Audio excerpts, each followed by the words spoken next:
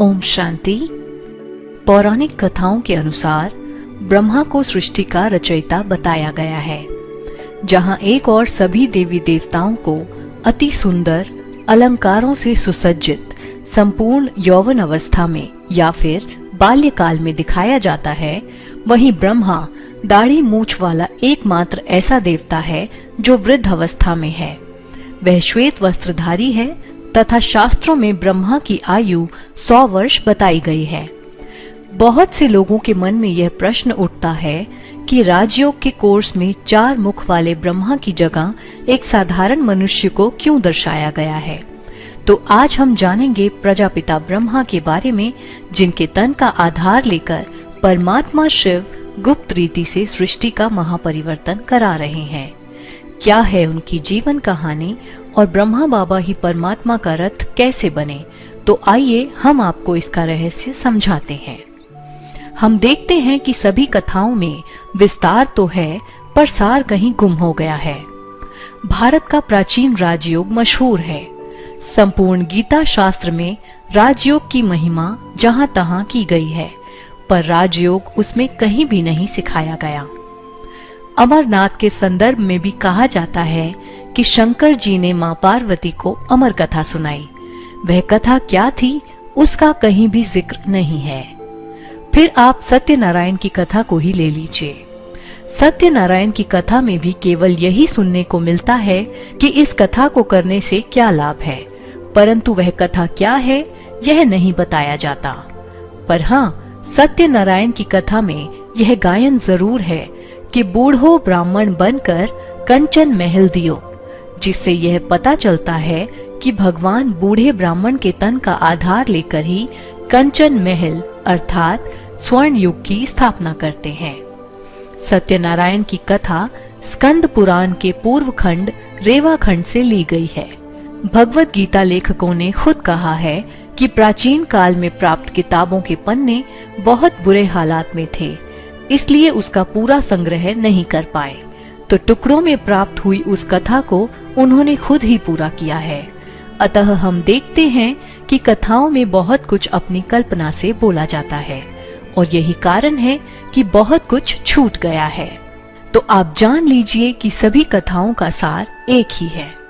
अब आपको बताते हैं कि किस तरह सभी कथाओं का सार एक ही है, अर्थात ये सब कथाओं का आध्यात्मिक रहस्य अभी के संगम युग को ही दर्शाते हैं। अब इन तथ्यों को सुनकर आप खुद ही डॉट्स कनेक्ट कर सकते हैं। परम पिता शिव परमात्मा कलयुग अंत में परम धाम से इस धरा पर अवतरित होते हैं। ज्ञान सुनाने के लिए उन्हें मनुष्य तन का आधार लेना पड़ता है, अतः वह एक अति साधारण मनुष्य तन में अवतरित होते हैं, जिनका अलौकिक नाम वह प्रजापिता ब्रह्मा रखते हैं। इसके लिए शास्त्रों में भी कहा गया है कि भागीरथ ने गंगा बहाई। इस प्रकार गंगा का ओरिजिन शिव की जटाओं से दिखाते हैं, परंतु उसे धरती पर लाने के निमित्त भागीरथ बनता है। तो भागीरथ अर्थात भाग्यशाली रथ, जिसमें रथ का अभिप्राय शरीर से है। इस शरीर का आधार लेकर ही परमात्मा शिव ज्ञान गंगा प्रवाहित करके विश्व का कल्याण करते हैं। वास्तव में उस पानी वाली गंगा की तो बात ही नहीं थी। श्रीमद् भगवद गीता में भी बताया गया है कि परमात्मा को 5 घोड़ों वाले रथ का आधार लेना पड़ा। तो 5 घोड़ों वाला रथ अर्थात 5 कर्मेंद्रियों वाला शरीर। श्रीमद् भगवद गीता में यह भगवानुवाच है कि मैं अति साधारण बूढ़े तन में आता हूँ, जिसके बहुत जन्मों के अंत के भी अंतिम जन्म में मैं प्रवेश करता हूँ। फिर आप देखिए कि शिव के मंदिर में भगवान शिव का वाहन नंदी दिखाया जाता है। तो वास्तव में नंदी ब्रह्मा का ही यादगार है, जिसका आध्यात्मिक रहस्य ये है कि इस धरा पर अवतरित होने के लिए भगवान शिव को वाहन की आवश्यकता पड़ती है, और वह वाहन ब्रह्मा का तन है। फिर आप विश्वकर्मा जी की कहानी को ही ले लीजिए। विश्वकर्मा जी को दुनिया का सबसे पहला वास्तुकार अथवा आर्किटेक्ट माना गया है। इन्हें देवताओं का शिल्पीकार भी कहा गया है। अतः विश्वकर्मा जी को निर्माण और सृजन का देवता बताया गया है।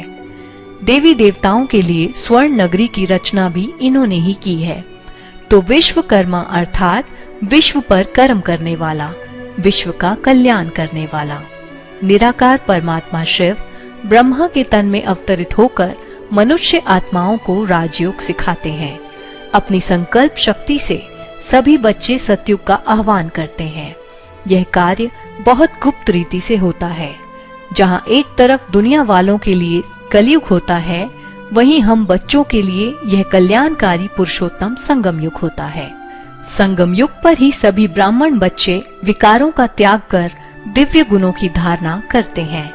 फिर शिव की शक्ति से इस सृष्टि का महापरिवर्तन होता है।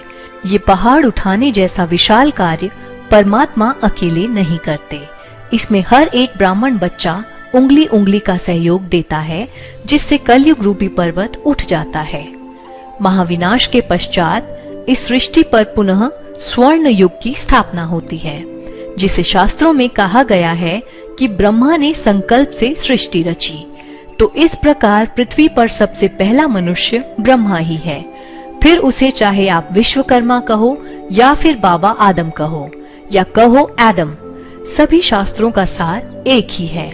तो इस प्रकार हम यह समझ सकते हैं कि अलग अलग कथाओं के माध्यम से शास्त्रों में भी यही बताने की कोशिश की गई है कि निराकार परमात्मा पर काया प्रवेश करते हैं, परंतु मनुष्यों ने उस ज्ञान को यथार्थ रीति समझा ही नहीं और उसे हूबहू मान लिया, जिस कारण अज्ञान अंधकार आज चारों ओर फैल गया है। आप खुद ही सोचिए, सृष्टि तो एक ही बार रची गई होगी ना? फिर भी सर्व धर्मों में उसके पीछे की कहानियां भिन्न भिन्न हैं। तो संगम युग पर परमात्मा शिव ब्रह्मा द्वारा ही हमें सर्व धर्मों का सार सुनाते हैं। इसलिए ब्रह्मा के हाथ में शास्त्र दिखाए जाते हैं। ब्रह्मा द्वारा ही यह परमात्म ज्ञान चारों दिशाओं में तेजी से फैलता है। इसलिए ही ब्रह्मा को चतुर्मुख भी दिखाते हैं, वरना साइंस की दृष्टि से चार मुख वाला कोई भी मनुष्य या देवता नहीं हो सकता। उनके हाथ में जो माला दिखाते हैं वह सिमरन का प्रतीक है, जिससे ये पता चलता है कि ब्रह्मा के ऊपर भी कोई और है जिन्हें वे श्वासोश्वास याद करते हैं। फिर कमंडल गागर में सागर भरने का प्रतीक है। ज्ञान के सागर परमात्मा शिव को अपनी बुद्धि रूपी कमंडल में संपूर्ण रीति धारण करने वाला पहला मनुष्य ब्रह्मा ही बने। फिर उसी कमंडल से प्रत्येक मनुष्य आत्मा को ज्ञान की अंजलि दी, ताकि विश्व परिवर्तन से पहले यह ज्ञान सभी मनुष्यों तक पहुंच सके और अंतिम समय कोई उलाहना न दे सके कि परमात्मा धरा पर आया और हमें मालूम नहीं पड़ा। फिर उन्हें कमल आसनधारी भी दिखाते हैं। कमल को प्योरिटी का प्रतीक माना जाता है। जिस प्रकार कमल कीचड़ में रहकर भी न्यारा रहता है, उसी प्रकार प्रजापिता ब्रह्मा इस संसार में रहते भी संसार के नकारात्मक प्रभाव से न्यारे और प्यारे रहे। जब परमात्मा पहली बार ब्रह्मा के तन में अवतरित होते हैं, वहीं से संगम युग की शुरुआत होती है। शिव बाबा द्वारा संगम युग की आयु 100 वर्ष बताई गई है। इस संगम युग पर ब्रह्मा का ऑलराउंड पार्ट चलता है, साकार और अव्यक्त दोनों रूप में। यही कारण है कि शास्त्रों में ब्रह्मा की आयु 100 वर्ष बताई गई है। आइए अब जानते हैं ब्रह्मा बाबा के लौकिक जीवन के बारे में। प्रजापिता ब्रह्मा के लौकिक जीवन में लोग इन्हें प्यार से दादा लेखराज कहते थे। इनका जन्म सन 1876 में पाकिस्तान के हैदराबाद सिंध में हुआ। छोटी उम्र में ही उनके माता पिता का देहांत हो गया था। बहुत संघर्ष करके उन्होंने अपना व्यवसाय